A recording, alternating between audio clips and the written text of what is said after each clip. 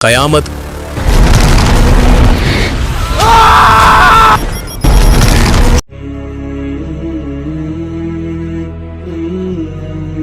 قیامت کی سب سے بڑی آزمائش۔ آج ہم بات کرنے والے ہیں قیامت کی سب سے بڑی آزمائش کے بارے میں، ایک ایسے فتنے کے بارے میں جس سے ہر نبی نے اپنی قوم کو ڈرایا۔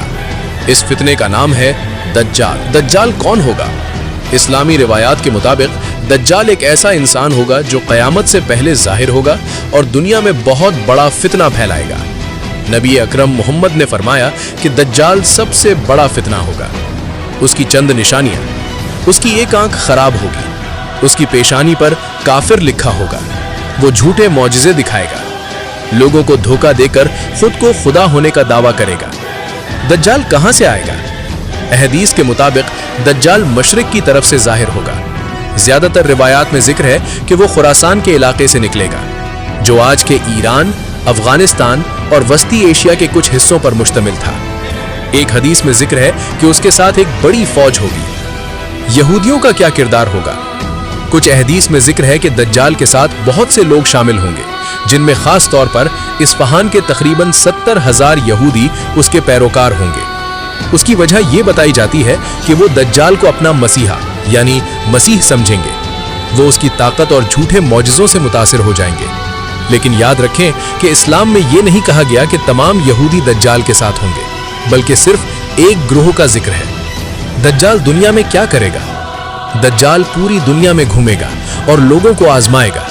روایات کے مطابق وہ بارش برسا دے گا، زمین سے اناج نکلوا دے گا، جنت اور جہنم جیسی چیزیں دکھائے گا، مگر وہ دھوکا ہوگا۔ وہ تقریباً 40 دن دنیا میں رہے گا۔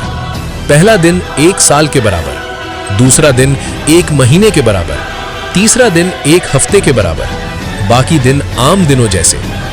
نبی اکرم یعنی محمد صلی اللہ علیہ وسلم نے فرمایا کہ قیامت سے پہلے دجال ظاہر ہوگا اور وہ دنیا کا سب سے بڑا فتنہ ہوگا۔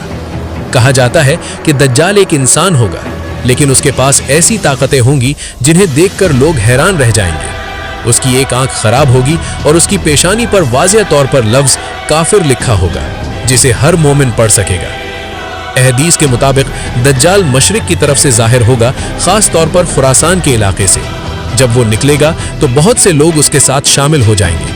روایت میں آتا ہے کہ اصفہان کے تقریباً 70,000 لوگ اس کے پیروکار بن جائیں گے۔ دجال پوری دنیا میں گھومے گا اور لوگوں کو آزمائے گا۔ وہ بارش برسانے کا حکم دے گا اور بارش برسنے لگے گی۔ وہ زمین کو کہے گا کہ فصل اگا اور زمین فصل اگا دے گی۔ ان چیزوں کو دیکھ کر بہت سے لوگ اسے خدا سمجھ بیٹھیں گے۔ وہ لوگوں کو دھوکہ دینے کے لیے جنت اور جہنم جیسی چیزیں بھی دکھائے گا، لیکن حقیقت میں اس کی جنت جہنم ہوگی اور اس کا جہنم جنت ہوگا، یعنی وہ لوگوں کو دھوکے میں ڈال دے گا۔ دجال دنیا میں کل 40 دن رہے گا، لیکن یہ 40 دن عام دنوں جیسے نہیں ہوں گے۔ پہلا دن 1 سال کے برابر ہوگا، دوسرا دن 1 مہینے کے برابر، تیسرا دن 1 ہفتے کے برابر، باقی دن عام دنوں کی طرح۔ اس دوران پوری دنیا خوف اور آزمائش میں مبتلا ہوگی، لیکن کچھ شہر ایسے ہوں گے جہاں دجال داخل نہیں ہو سکے گا، جیسے مکہ اور مدینہ۔ جب فتنہ اپنے عروج پر ہوگا، اسی وقت اللہ کے حکم سے حضرت عیسیٰ علیہ السلام آسمان سے زمین پر اتریں گے۔ وہ شام کے شہر دمشق کے قریب سفید مینار کے پاس اتریں گے۔ پھر حضرت عیسیٰ علیہ السلام مسلمانوں کے ساتھ مل کر دجال کا پیچھا کریں گے۔ آخرکار وہ اسے لد نامی مقام پر جا پکڑیں گے اور وہیں دجال کا خاتمہ کر دیں گے۔ دجال کے ختم ہوتے ہی دنیا میں امن قائم ہونا شروع ہو جائے گا اور ظلم اور فتنہ کا ایک بہت بڑا دور ختم ہو جائے گا۔ یہی وجہ ہے کہ نبی اکرم نے ہمیں ہمیشہ دجال کے فتنے سے بچنے کی دعا کرنے کی تلقین کی۔